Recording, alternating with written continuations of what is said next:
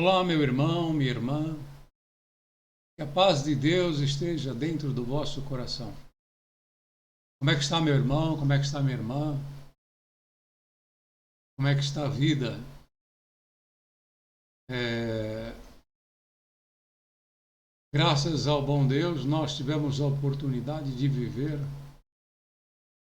várias situações na nossa geração, né? O mundo existe há muitos anos. Segundo a ciência, tem milhões de anos, né? Mas segundo a Bíblia, E, eh, me parece que a Bíblia é um pouco mais coerente com os fatos. Pelo menos leva a gente a pensar, né? Se o mundo tem esses milhões de anos, ou chegou num momento que o homem chegou a tal nível de conhecimento e a tal nível de periculosidade em relação à sustentabilidade do nosso habitat, né? Do nosso planeta, que ele pensou o seguinte: vamos destruir a humanidade, esconder todas as informações para que se possa partir do zero. É, Inclusive, meu irmão, minha irmã, a Bíblia ela dá esse indício atribuindo a Deus essa forma, esse modus operandi, né? Não foi assim no dilúvio? Segundo a Bíblia, Deus enviou o dilúvio para começar do zero. Antes disso, ele deu uma reformulada no céu, né? Parece que mandou um terço do céu para a terra. Mas, a menos que o homem também, levando em consideração o que fala na Escritura, que Deus fez o homem segundo a sua imagem e semelhança. Quando nós fazemos alguma coisa segundo a imagem e a semelhança, nós estamos fazendo uma cópia. Não é assim? Eu, como gosto de trabalhar com madeira, às vezes eu pego uma peça, olho ela e tento reproduzir segundo a imagem e semelhança dela. E nós, como seres humanos, somos seres copiadores, né? Tudo a gente costuma procurar fazer segundo a imagem e semelhança. Daí a criação das modas que todo mundo pega, né? Atualmente nós estamos na moda da tatuagem. Há tempos atrás, biblicamente dizendo, era proibido fazer tatuagem. Era uma coisa de criminoso ou de prostitutas. E na Escritura fala assim: não farás nenhum sinal na sua pele. Mas as coisas mudaram drasticamente e hoje, através da moda, todo mundo está fazendo tatuagem. Eu vejo até senhoras, mulheres que já passaram dos seus 40 anos, fazendo tatuagem na batata da perna, no braço, no pescoço. Mas por quê? Porque é moda. Então, o ser humano fica reproduzindo. Um determinado cantor canta uma música, né? E aí as pessoas passam a cantar também, tentando imitar. E aí um monte de gente imitando aquele jeito de cantar. Porque, se nós formos levar em consideração o que foi dito na Escritura, já começou com Deus isso. Fazendo o homem a sua imagem, a sua semelhança. Então, nós podemos até acreditar que o homem chegou a um nível de inteligência a tal ponto que ele resolveu resetar o planeta. Meu irmão, minha irmã, para aqueles que gostam de pesquisar, se você for pesquisar a respeito, você vai ver assuntos interessantes, traçando assim paralelos, né? Em função dessa ideia de que houve realmente esse reset. Mas aí o homem voltou assim ao início das coisas. E atualmente parece que nós estamos caminhando para isso, né? Parece que tem mentes, acho que tem algum poder, acho que controlam alguma coisa, acho que direcionam, né, os caminhos, ou creem acreditar, que direcionam os caminhos do mundo. Estão pensando aí em fazer um reset. Mas o reset completo seria resetar, como Deus fez, né? Separou ali uma arca de Noé, ou seja, separou algumas matrizes, né, do ser humano, acabou com toda a sorte de entendimento, de inteligência, de conhecimento, porque o conhecimento do homem estava destruindo a Terra, destruindo o nosso habitat. Mas muita coisa aconteceu na nossa geração. Eu conversava um dia desse com uma pessoa, lembrando que eu, há muito tempo em São Paulo, quando eu era criança, cheguei a andar em bondes. Naqueles bondes que você subia algum degrau e dava até para viajar pendurado. Não existia metrô, não existia telefone. Mas de lá para cá, tanta coisa aconteceu, tanta coisa mudou, tanta tecnologia. Aí eu pergunto, se o homem tem a capacidade, eu estou com 63 anos, se nesses 63 anos, que é nada, um pouquinho mais que meio século, nesses 63 anos, eu tive a oportunidade de vivenciar, de presenciar tanto desenvolvimento tecnológico, tanta desenvolvimento, né? Por que antes disso não aconteceu? Se o mundo tem milhões de anos, por que isso não aconteceu? Caiu uma nuvem de sabedoria na mente humana? Meu irmão, minha irmã, leva a gente a pensar que esse mundo não é tão antigo assim, né? A gente vê mais coerência assim na Bíblia, né? Segundo a Bíblia, faz tempo que eu não tenho lido a respeito, mas segundo a Bíblia, eu acho que a gente tem aí uns 5.000 anos.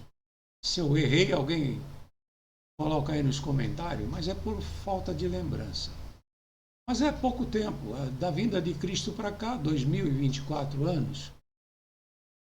Antes talvez tivesse o quê? Uns 4.000 anos. Quer dizer, mas são coisas assim, menos que 10.000 anos. Mas se em 60 anos o homem desenvolveu tanto, por que nos 60 anos anterior não se tem registro assim de tanto desenvolvimento? Embora fala-se sobre a invenção do avião, da lâmpada, descobrimento da eletricidade e tal. Mas dá a impressão que o homem foi resetado e teve que partir do zero. Pelo tempo assim que nós temos antes desses 63 anos que eu estou falando.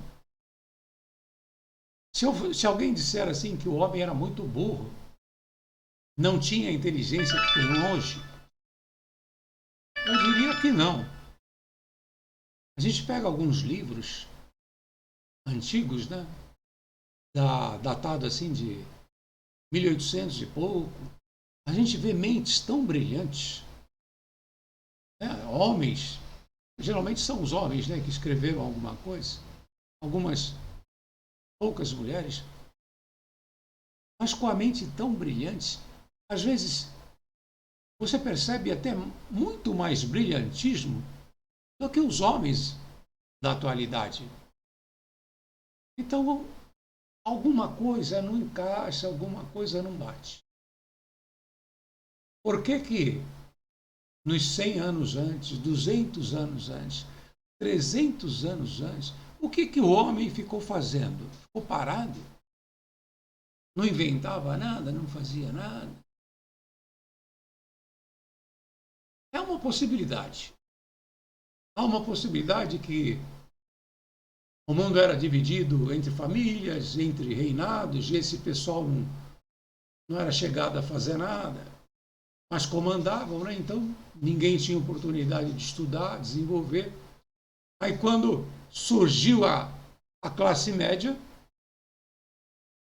surgiram os burgueses, os comerciantes, a classe média em geral, aí criou-se as escolas, e aí desenvolveu-se então tanta tecnologia. Mas mesmo se a gente for pensar dessa forma, a conta não bate. A conta não bate. Meu irmão, minha irmã, é só uma conversa, né? Um comentário, uma reflexão. Mas nós sabemos que o mundo atual está caminhando para um novo reset, assim, uma nova destruição da humanidade e um recomeço. Quando a gente vê o que estão fazendo com todas as populações no mundo inteiro, estão fazendo com esse Brasil, né, meus irmãos? Dá essa impressão também. Eu creio que eu não vou estar aqui para ver, mas grande destruição a gente está vendo pelo mundo todo, né? Quando parecia que estava tudo caminhando a um desenvolvimento onde traria uma fartura, né? Na medicina, na indústria alimentícia, na agropecuária, no agros, de modo geral. A gente vê os governos destruindo a pecuária, destruindo o agronegócio, destruindo as indústrias, destruindo tudo. E destruindo a humanidade também. É um assunto assim delicado, destruindo a liberdade das pessoas se expressarem, destruindo tudo. Então, tem uma onda de destruição e parece que vai haver um reset na humanidade novamente, para que se possa partir. Mas o ser humano tem se mostrado, tanto na visão bíblica, quanto na visão histórica, assim, tem que ser mostrado assim, um ser assim, muito complicado. Um ser que quando tem poder, ele só faz besteira. Nós estamos caminhando aí por uma situação muito perigosa, que é a descrença, a falta de fé. Isso porque as igrejas existentes, elas são tão fanfarronas, são tão artísticas, que destruíram a fé das pessoas. Parece que a igreja, de modo geral, ela está a serviço do mal e não do bem. Não está tornando as pessoas melhores. E por isso está caindo no descrédito. E vai ficar muito fácil para aqueles que controlam o poder destruir o pouco de fé que resta nessa juventude atual. Eu nunca vi tanta gente ateu, tanta gente descrente, tanta gente sem fé. Porque a fé foi vinculada à igreja. Enquanto a mensagem de Jesus desvincula a fé dos templos, desvincula a fé dos sacerdotes, sacerdócios.